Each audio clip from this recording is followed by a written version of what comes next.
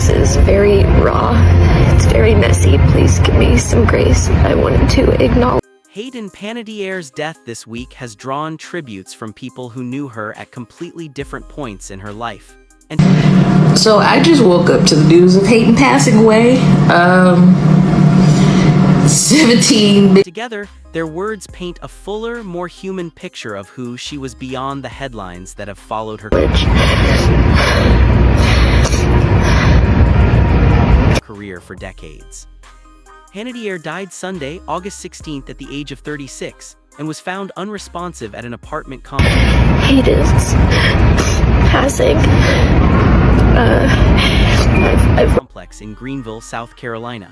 Authorities have said her death is being investigated, with early reporting referencing a suspected overdose, though an official cause of death has not yet been confirmed, and much about her final hours remains unclear. In the days since, tributes have poured in from across Hollywood, but a handful of them stand out precisely because of how personal and specific they are, offering glimpses of Panettiere that go well beyond her most famous roles. Hilary Duff shared one of the more emotionally raw posts, writing that it was really tough hearing the news and remembering Panettiere as sweet, hardworking, and effervescent, with a big, gorgeous smile. Though the two never actually worked on a project together, they grew up in front of cameras during the very same era. Duff as the star of Lizzie McGuire beginning in 2001, Panettiere in early roles including One Life to Live and Remember the Titans, and the two formed a real bond as teenagers navigating a strange, high-pressure version of adolescence at the same time. Duff recalled staying up late talking, gossiping, and connecting with Panettiere specifically because the two of them belonged to such a small sliver of people who actually understood the odd, disorienting lot in life they were both navigating, young, famous, and with no real roadmap for making sense of any of it.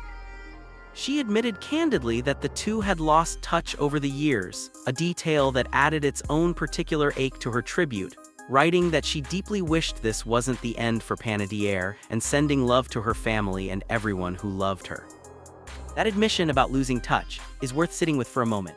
It's easy to assume that friendships forged in childhood or early fame simply stay intact, frozen exactly as they were. But careers pull people in different directions, families grow, priorities shift, and years pass with fewer and fewer conversations, until a piece of devastating news suddenly brings all those old memories rushing back at once. For Duff, Panettiere wasn't only the actress millions knew from Heroes in Nashville. She was tied to a much earlier, more private chapter, back when both of them were young performers trying to figure out how to exist inside an industry that asked enormous things of children. Brittany Snow's tribute carried a different kind of history, rooted in an actual working relationship the two shared from a young age. Snow and Panettiere starred together on the soap opera Guiding Light in the late 1990s and early 2000s, playing on-screen stepsisters for 3 years while they were both still children. Snow wrote that she was lucky enough to have played that role, and that she related to Panettiere in ways she'd never even told her directly. She praised her remarkable talent and her determination to be a bold, bright, shining light, adding simply that she always was exactly that. Snow described her as supportive, curious, funny, and brave, and said she'd always be remembered for her undeniable strength and spirit.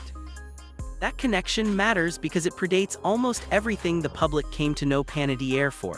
Snow knew her before Heroes made her an international name, before the addiction and postpartum depression she'd later speak about publicly, before the memoir, before the world became fascinated with the details of her personal life.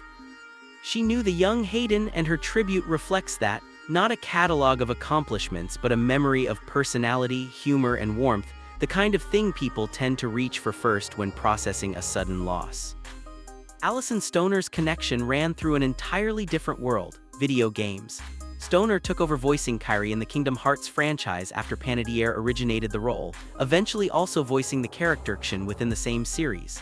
Their tribute leaned directly into that shared history, opening with the line, "From one Kairi to another, one sky, one destiny." Stoner offered condolences to Panettiere's family and community, along with the wider Kingdom Hearts fanbase who'd cherished her work as Kairi across the decades, closing with a simple wish that she rest in freedom. What made Stoner's reaction especially emotional, though, was a separate connection. Their relationship also extended to Panettiere's late brother, Jansen, adding another layer of grief to an already difficult tribute. and a reminder that some of these relationships stretched into family territory, not just professional overlap. That family connection is impossible to separate from the broader shape of Panettiere's story.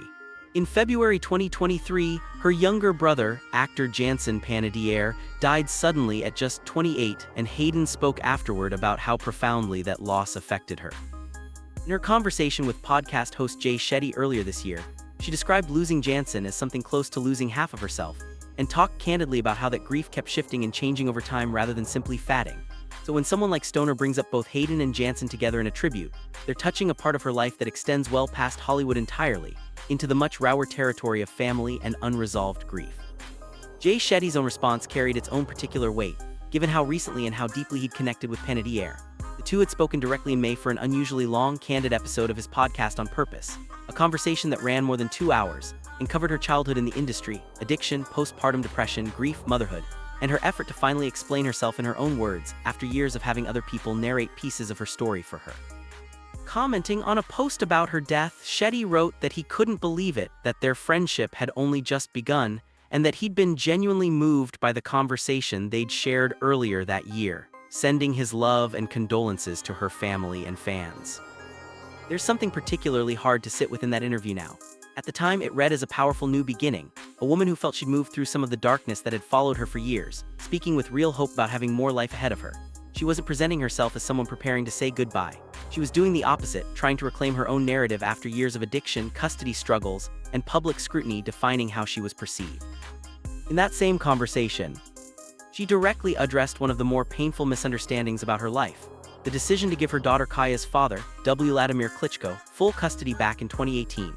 She pushed back on the idea that she'd simply abandoned her daughter, explaining that the decision came during a period when she was struggling badly and genuinely believed seeking treatment was the responsible thing to do, not evidence that she didn't love her child.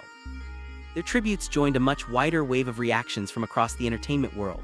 Paris Hilton shared throwback photos of the two of them together, writing that she was heartbroken over the loss of her friend, describing her as a beautiful soul, talented, strong, kind, and full of light.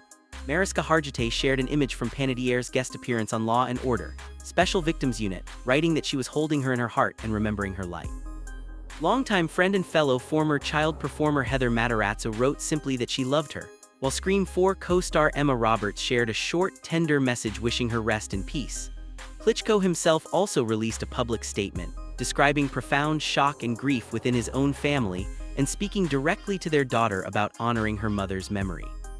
What's become clear in the days since Panettiere's death is just how many different corners of her life she genuinely touched, and how differently each of those relationships remembers her. For Duff, she was a fellow teenager trying to make sense of sudden, disorienting fame. For Snow, she was a childhood scene partner who became a real, if quietly unspoken, source of connection. For Stoner, she was a voice that helped shape a beloved video game world and a family connection that ran deeper than a professional credit.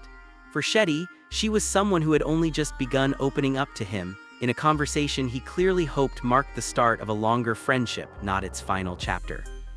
Taken together, these tributes resist reducing Panettiere to a single defining moment or role. She wasn't only Claire Bennett, the seemingly unbreakable cheerleader from Heroes, or Juliette Barnes, the emotionally raw country star from Nashville. She was someone who stayed up late gossiping with a fellow young actress trying to understand fame. She was a scene partner whose talent and determination left a lasting impression on a childhood co-star. She was a voice actress whose work reached players across generations. She was a sister whose grief over losing her brother never fully resolved. And she was, by her own account earlier this year, someone still actively working to heal, still hopeful about the future, still trying to be understood as a full person rather than a collection of headlines. That's what makes the timing of her death land so hard for the people now mourning her. Only months ago, she was telling her own story with unusual openness, determined to reclaim a narrative that had so often been written by others. Now that same conversation, meant as a new beginning, has instead become one of the final windows the public has into who she was.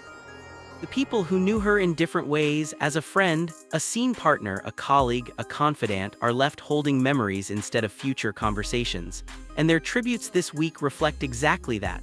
Not a single story, but many different, deeply personal ones, all pointing toward the same devastating loss.